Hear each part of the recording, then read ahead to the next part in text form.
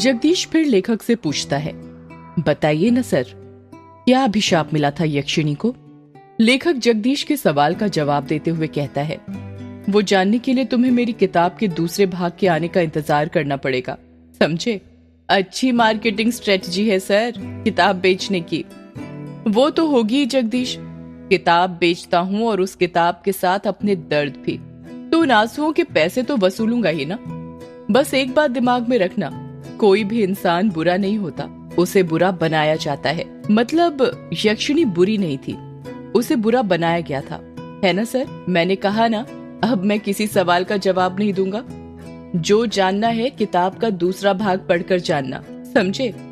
बातें करते करते लेखक की सिगरेट खत्म होने वाली थी, उसमें बस 1-2 कश ही बचे थे। जगदीश हिचकिचाते हुए फिर लेखक से पूछता है, सर एक बात पूछूं? तुम नहीं मानने वाले ना? ठीक है, पूछो। सर आपकी बातों से ऐसा लगता है जैसे आप यक्षिणी को बहुत करीब से जानते हैं, क्या आपने कभी यक्षिणी को देखा है? सवाल सुनकर लेखक एकदम चुप हो जाता है और उसके चेहरे के एक्सप्रेशन देखकर ऐसा लग रहा था जैसे वो किसी सोच में डूब गया हो और उसको कुछ ऐसा याद आ गया हो जो वो जगदीश को नहीं बताना चाहता था। जगदीश लेखक पर दबाव बनाते हुए पूछता है, क्या हुआ सर, आप चुप क्यों हो गए? बताइए ना, क्या आपने कभी यक्षिणी को देखा है? क्या कभी आपका यक्षिणी से सामना हुआ है?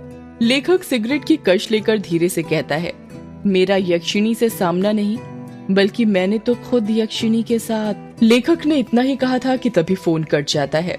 लेखक अपना मोबाइल देखते हुए कहता है, अरे ये क्या, फोन कैसे कट गया? लगता है नेटवर्क चला गया। ये गांव में यही प्रॉब्लम रहती है, पता ही नहीं चलता कब नेटवर्क आता है और कब चला जाता है। इतना कहकर लेखक उसकी कुर्सी के बगल में रखी बैसाखी के सहारे खड़ा हो जाता है। उसका एक पैर जो था वो सही से काम नहीं करता था, जिसके कारण वो लंगड़ा लंगड़ा कर चलता था। उस लेखक ने बैसाखी के सहारे अभी 1-2 कदम ही आगे बढ़ाए थे कि तभी कमरे की लाइट अपने आप बंद चालू होने लग जाती है। लेखक कमरे के आगे लगे बल्ब को देखता हुआ कहता है, अरे अब ये लाइट को क्या हो गया अचानक? देखते ही देखते लाइट पूरी तरह बंद हो जाती है और कमरे के चारों तरफ अंधेरा छा जाता है। इतना अंधेरा कि लेखक को उसके हाथ पैर भी दिखाई नहीं दे रहे थे। ये हो क्या रहा है आज? कहीं वो आ तो नहीं गई? नहीं, ऐसा नहीं हो सकता, वो नहीं आ सकती। लेखक ने खुद से इतना ही कहा था कि तभी कमरे का दरवाजा जो बंद था वो अपने आप खुल जाता है। दरवाजे के बाहर से हल्की सी सफेद रोशनी आ रही थी। लेखक जल्दी जल्दी बैसाखी के सहारे दरवाजे के पास जाने लग जाता है। तभी कोई उसका पैर पकड़ लेता है और वो धड़ाम से नीचे गिर जाता है। मेरा पैर! लेखक धीरे धीरे अपने पैर की तरफ देखने लग जाता है, पर अंधेरा इतना ज्यादा था कि उसे कुछ दिखाई नहीं दे रहा था। लेखक जैसे ही अपने हाथ अपने पैर पर रखता है, उसको महसूस होता है कि उसका हाथ किसी दूसरे के हाथ के ऊपर रखा हुआ था। लेखक डर जाता है और झट से अपना हाथ अपने पैर से हटा लेता है। तभी उसे एहसास होता है कि अब किसी ने उसका पैर नहीं पकड़ा हुआ था। लेखक जितनी फुर्ती के साथ रेंगते रेंगते दरवाजे के पास जा सकता था, उतनी फुर्ती से जाने लग जाता है। लेखक दरवाजे के पास पहुंचा ही था कि तभी वो दरवाजा अपने आप बंद हो जाता है। थोड़ी ही देर बाद दरवाजे के बाहर लेखक की दर्द से कराहने की आवाज सुनाई देने लग जाती है।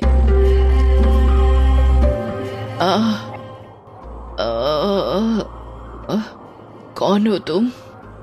मैं यक्षिणी, तेरी मौत। कुछ देर तक लेखक और यक्षिणी की बातें चलती हैं, पर उन दोनों की बातों की आवाज दरवाजे के बाहर नहीं आ रही थी। कुछ देर बाद लेखक की एक जोर से चीख सुनाई देती है। ये एक ऐसी चीख थी जो दिल को दहला कर रख दे। अगले ही पल दरवाजे के नीचे से लेखक का खून बहकर दरवाजे के बाहर आने लग जाता है। 13 साल बाद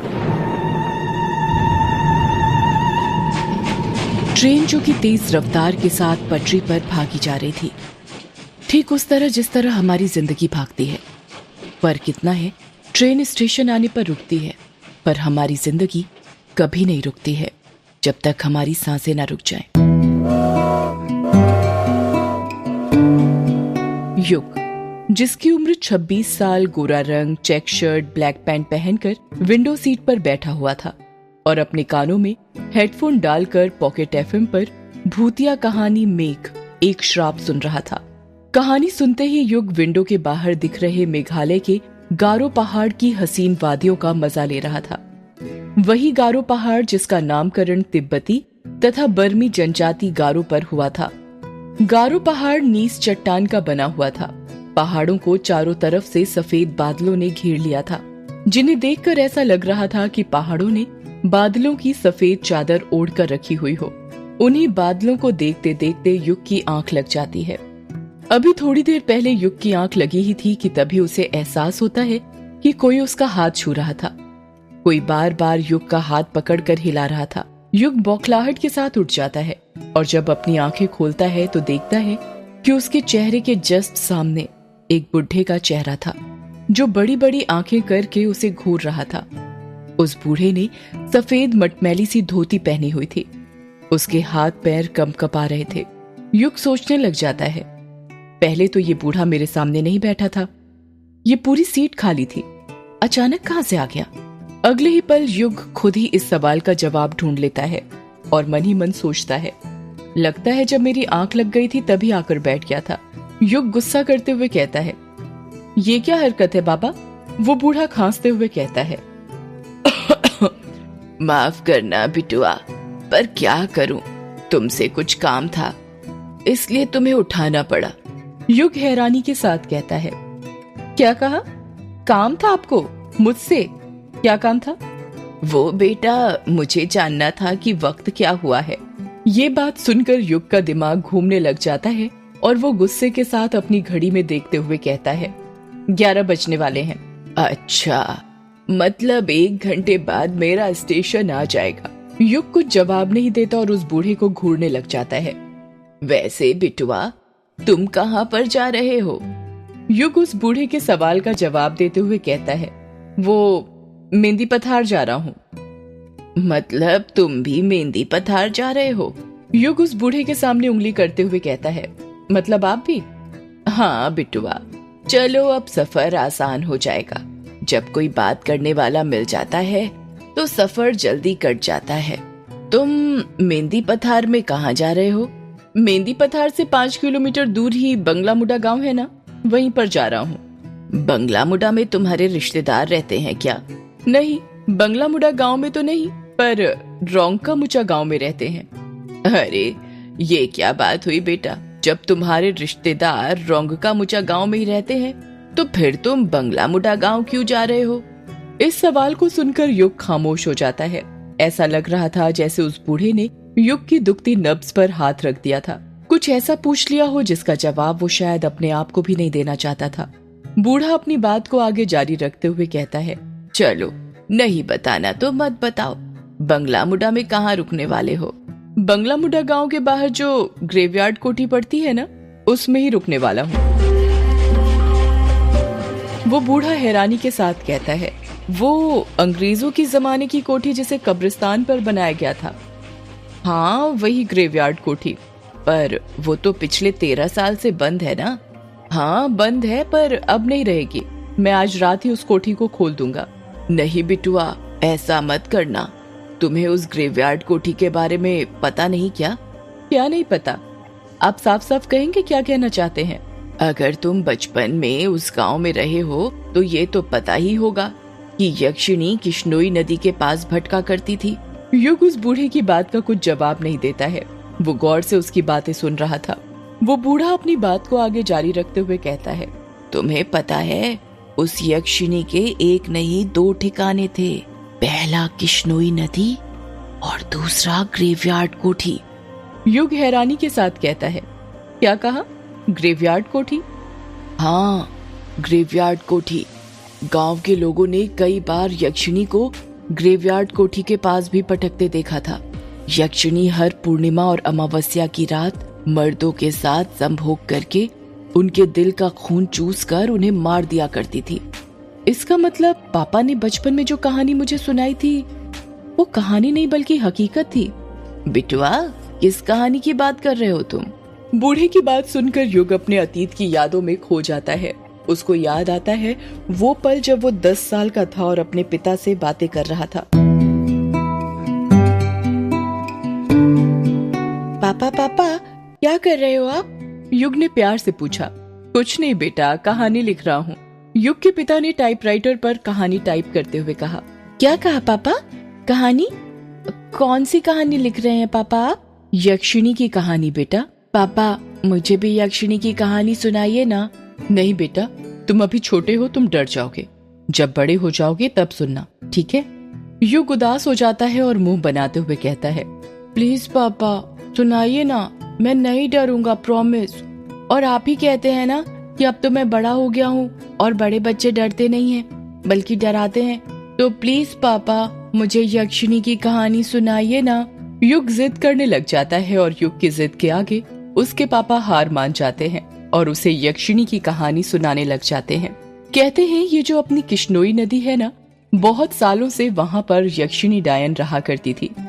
युग हैरानी के साथ कहता है, ये बंगला मुडा और रोंका मुडा गाँव के बीच में जो नदी पड़ती है वहीं पर पापा? हाँ बेटा वहीं पर। ये जो यक्षिणी होती है ये जंगलों में या पानी वाली जगहों के पास पाई जाती है। हर पूर्णिमा और अमावस्या के दिन आने जाने वाले मुसाफिरों को जो रात में नदी पार किया करते थे, उन्हें ये लुभाती थी और अपने रूप के जाल में फंसाकर अपना शिकार बनाया करती थी।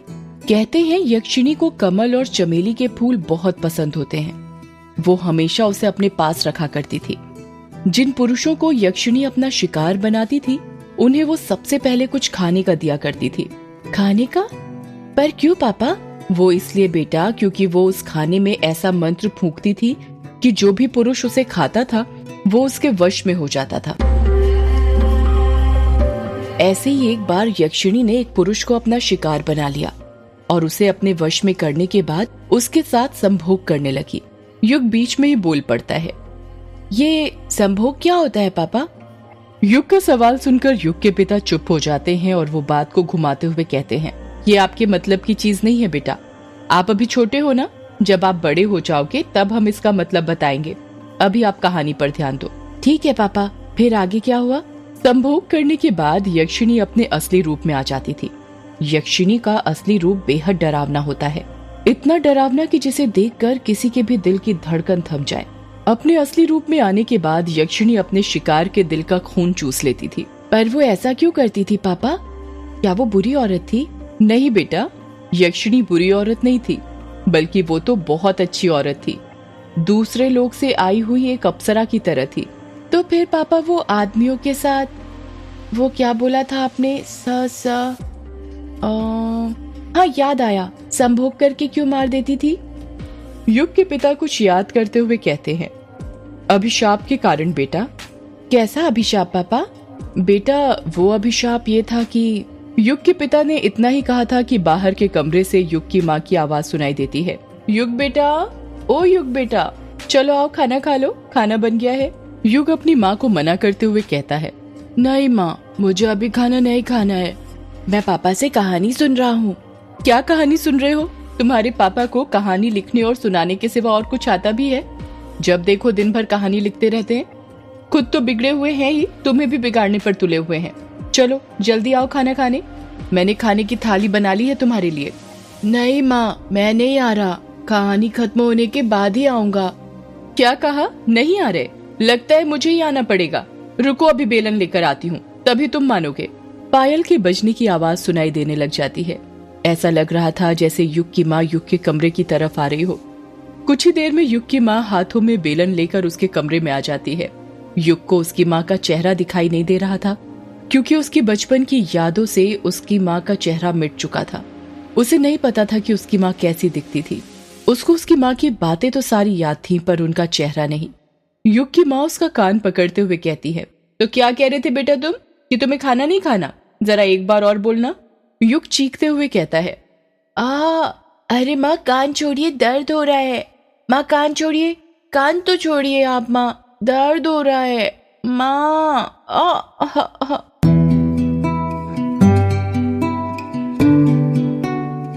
माँ कहते हुए ही युग अपने अतीत की यादों से बाहर आ जाता है।